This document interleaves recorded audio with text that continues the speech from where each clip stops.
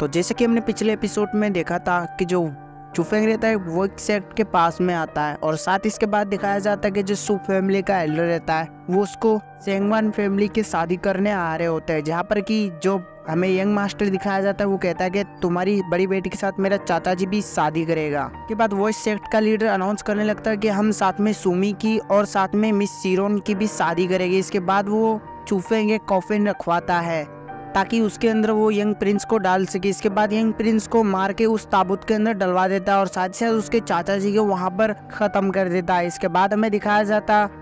है कि जो वो सू फैमिली का एल्डर रहता है वो काफी ज्यादा खुश रहता है। इसके बाद में दिखाया जाता है वो सब डिस्कशन कर रहे होते हैं और वो जो मम्मी का पिताजी रहता है वो अपनी दोनों बेटी के साथ रेडी हो जाता है उस चुफेंग के शादी करवाने के लिए। इसके बाद में वहाँ पर एक लेटर आता है जो कि चुफेंग के लिए रहता है, जिसमें लिखा था कि चू फैमिली के ऊपर अटैक हो चुका है। अब इसके बाद का सीन दिखाया जाता है जहाँ पर कि चुफेंग का पिताजी लिख रहा होता है कि चुफेंग मैं तुम्हें काफी ज्यादा प्यार करता हूँ, हालांकि मुझे पता है कि तुम काफी ज्यादा बदल चुके हो पहले से, लेकिन मैं तुम्हें शुरू से हमेशा सेफ्टी किया करता था ताकि तुमको कोई भी प्रॉब्लम ना हो। और मेरे बेटे में भले ही तुम्हारा असली वाला पिता नहीं हूँ, लेकिन मैंने तुम्हें एक असली वाले पिता की प्यार दिया है और वैसे ही मैं तुम्हें सोचता हूँ। और आज से मेरा यही ख्वाहिश है कि तुम तुम्हारे असली माता पिताजी को जल्दी से जल्दी खोजो। इसके बाद वहाँ पर कोई डोर पे नॉक होती है। इसके बाद वो लेटर आधा अधूरा छोड़कर पिताजी देखने के चले जाते हैं और वहाँ पर तभी अटैक कर देते हैं जो कि एक किलर्स रहते हैं। अब यहाँ पे चुफेंग को दिखाया जाता है जो कि काफी ज्यादा सैड रहता है और वहाँ पर पूरी की पूरी चू फैमिली यहाँ पर डिस्ट्रॉय हो चुकी थी और जो भी बिलोंग करते थे चुफेंग से वो सब मारे जाते हैं। और यहाँ पर जो चुफेंग रहता है वो काफी ज्यादा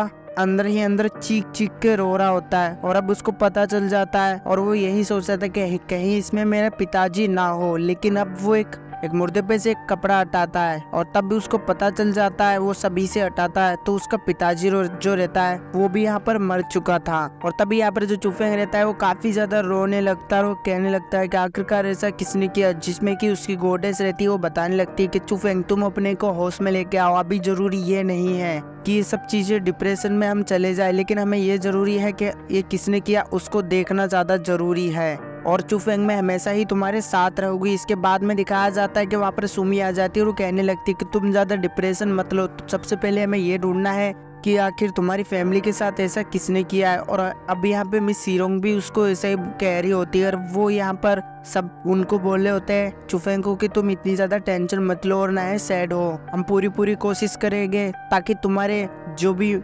फैमिली के साथ गलत हुआ है उसका तुम बदला निकाल सको। इसके बाद जो चुफेंग रहता है वो इतनी बार सोचने लगता है और वो कहने लगता है कि चाहे कुछ भी हो जाए, चाहे कुछ भी हो जाए, चाहे वो कितना भी बड़ा कल्टीवेटर होने दो, कितना भी पावरफुल होने दो, मैं उसकी फैमिली के साथ भी ऐसा ही करूंगा और जिसने इसने ऐसा काम किया है वो तड़प तड़प के मरेगा और ये मैं कसम खाता हूँ गॉड की। और आज और अभी से वो पछताएगी कि हमने इसके साथ पंगा लेकर काफी ज्यादा गलत कर दिया है। अब वो फूट फूट के रोने वाले हैं जिसने मेरे साथ ऐसा किया है। हालांकि मुझे फिलहाल अभी मालूम नहीं है कि ये काम किया किसने है, लेकिन जिस दिन मुझे मालूम पड़ गया उस दिन उनकी जिंदगी का आखिरी टाइम रहेगा। इसके साथ उसके अंदर से साथ ही उसके बाद में उसकी स्पिरिचुअल शक्ति काफी तेजी के साथ से उसके शरीर से निकलती है, जिसके बाद कि वो वहाँ पर बेहोश हो जाता है। और अब 3 दिन बाद का सीन दिखाया जाता है जहाँ पर कि वो बुखार में रहता है और उसको सुमी उसकी देखभाल कर रही होती है और वो ठंडे कपड़े से उसको बुखार उठाने की कोशिश कर रही है। जिसके बाद जो चुफेंग रहता है वो उठ जाता है, काफी गुस्से में होता है वो और यहाँ पर वो कहने लगता है कि छोड़ो मुझे जाने दो, मुझे यहाँ से जाना है। जिसके बाद जो चुफेंग